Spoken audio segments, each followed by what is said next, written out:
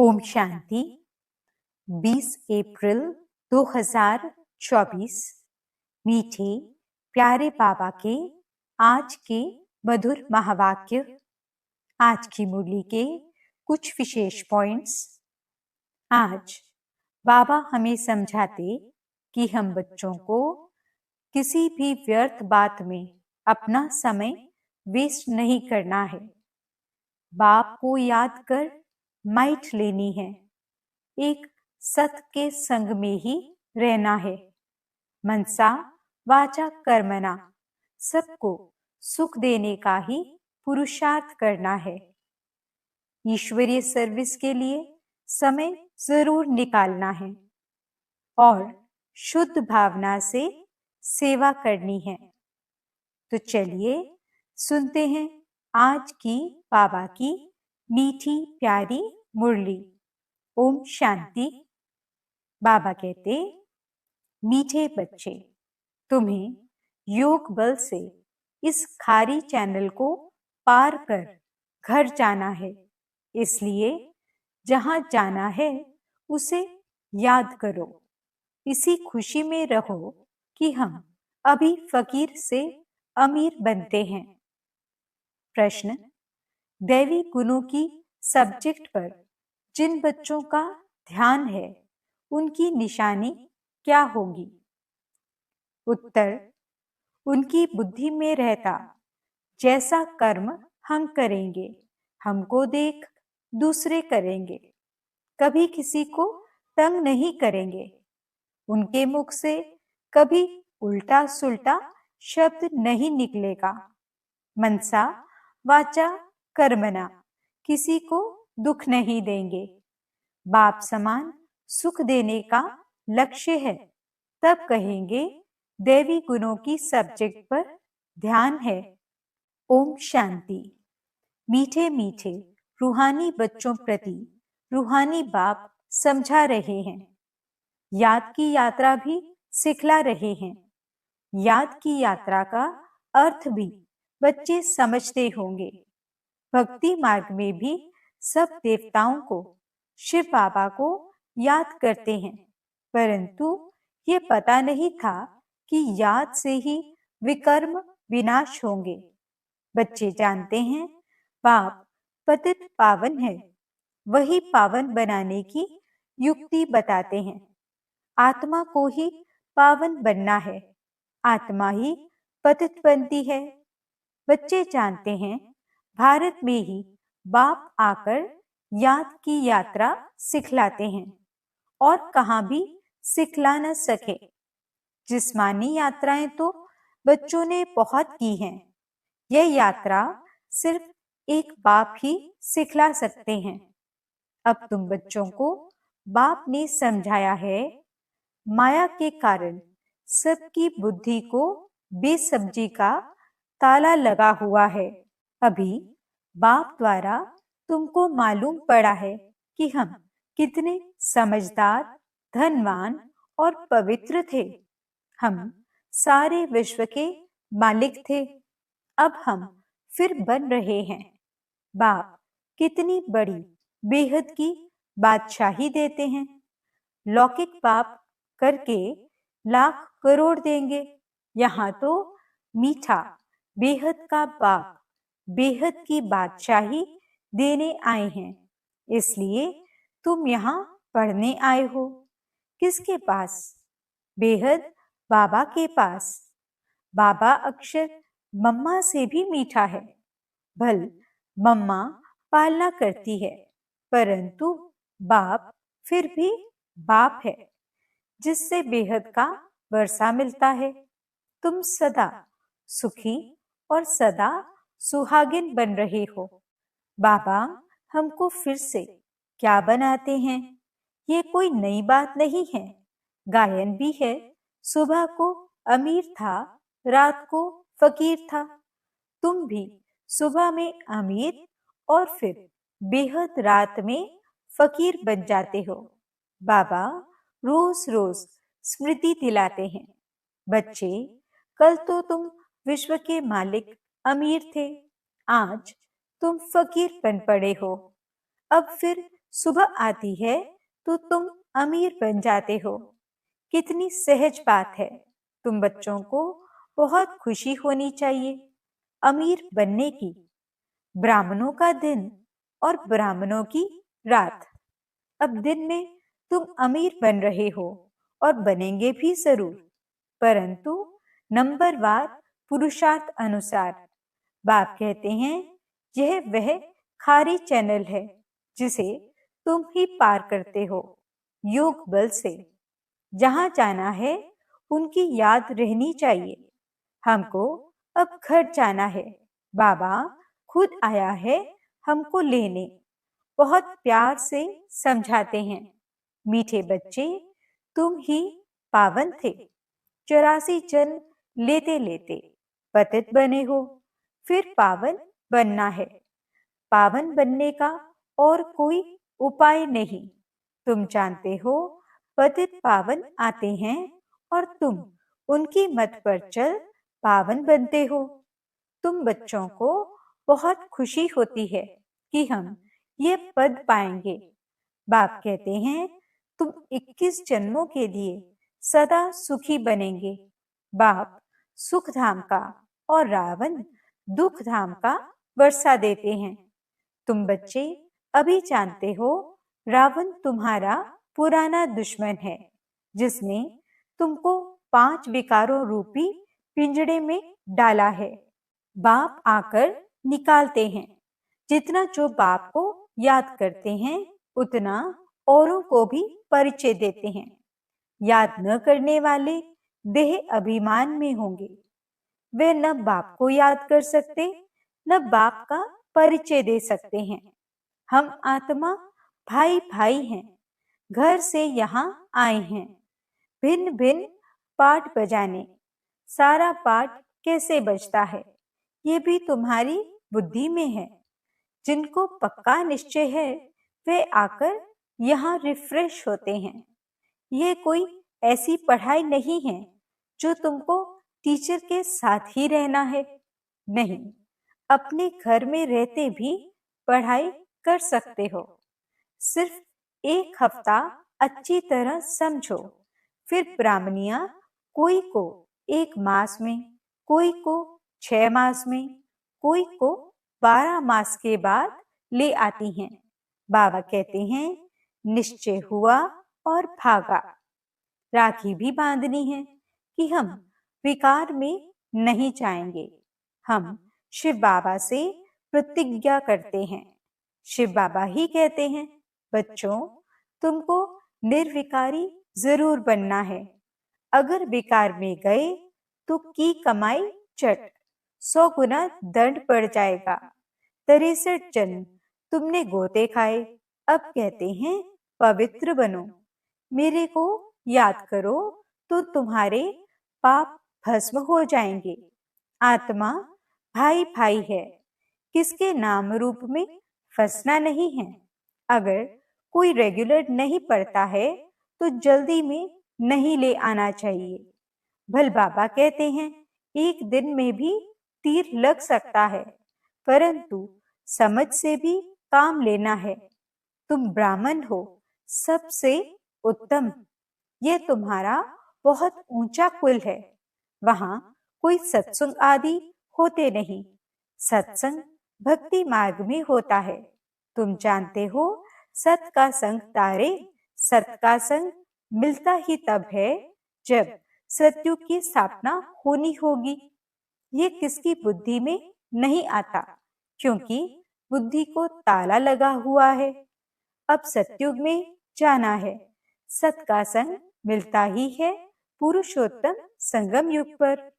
वे गुरु लोग तो संगम युगी है नहीं। बाबा जब आते हैं तो बेटा बेटा कह बुलाते हैं। उन गुरु लोगों को तुम बाबा थोड़े ही कहेंगे। एकदम बुद्धि को गॉडरेज का ताला लगा हुआ है। बाबा आकर ताला खोलते हैं। बाबा देखो कितनी युक्ति रचते हैं कि मनुष्य आकर हीरे जैसा जीवन बनाए।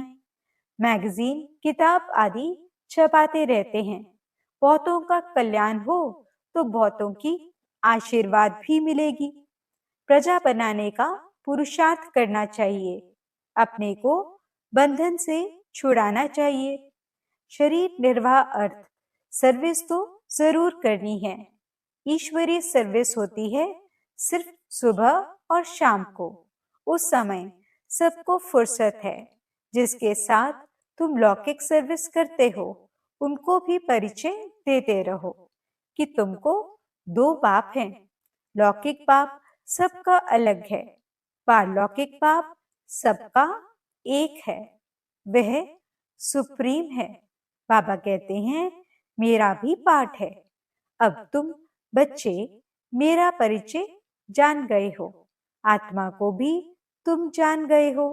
आत्मा के लिए कहते हैं प्रकृति के बीच चमकता है अजब सितारा, वह अकाल तख्त भी है। आत्मा को कभी काल नहीं खाता, वह सिर्फ मैली और साफ होती है। आत्मा का तख्त शोभता भी प्रकृति के बीच है। तिलक की निशानी भी यहाँ देते हैं।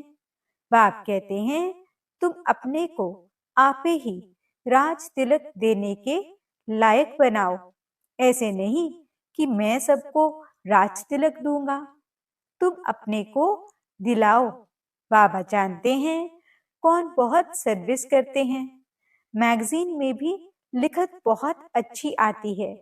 साथ साथ योग की मेहनत भी करनी है जिससे विकर्म विनाश हो।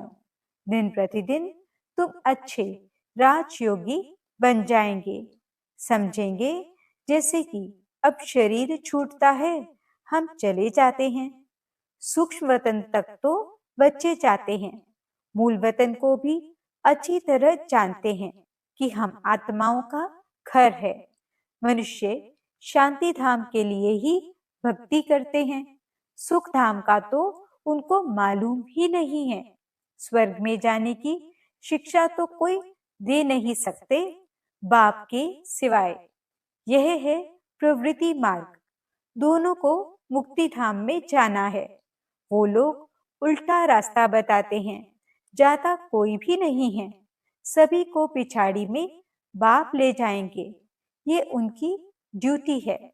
कोई अच्छी रीति पढ़कर राज्य भाग्य ले लेते हैं, बाकी सब कैसे पढ़ेंगे? वे जैसे नंबरवार आते हैं वैसे नंबरवार जाएंगे। इन बातों में जास्ती समय वेस्ट मत करो। कहते हो बाबा को याद करने की भी फुर्सत नहीं मिलती है, फिर इसमें समय क्यों वेस्ट करते हो? ये तो निश्चय है कि बेहद का बाप टीचर गुरु भी है, फिर दूसरे कोई को याद करने की जरूरत नहीं है। तुम जानते हो कल्प पहले भी श्रीमत पर चलकर पावन बने थे।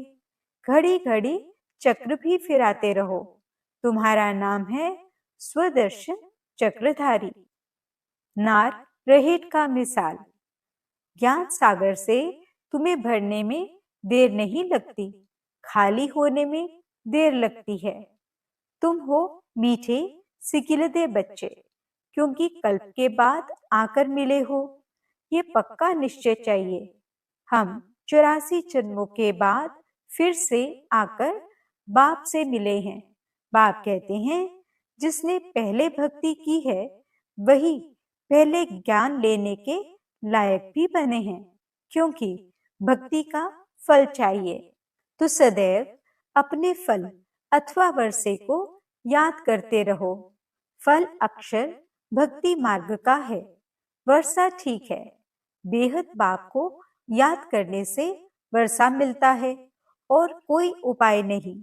भारत का प्राचीन योग मशहूर है।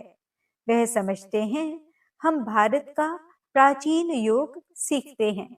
बाबा समझाते हैं वे ड्रामा अनुसार हठ योगी बन जाते हैं। राजयोग अब तुम सीखते हो, क्योंकि अब संगम युग है।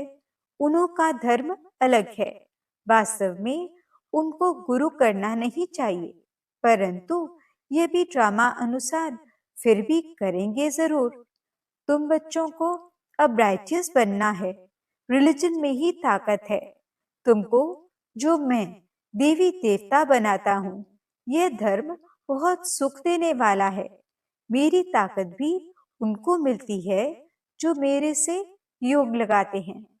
तो बाप जो खुद धर्म स्थापन करते हैं, उनमें बहुत ताकत है।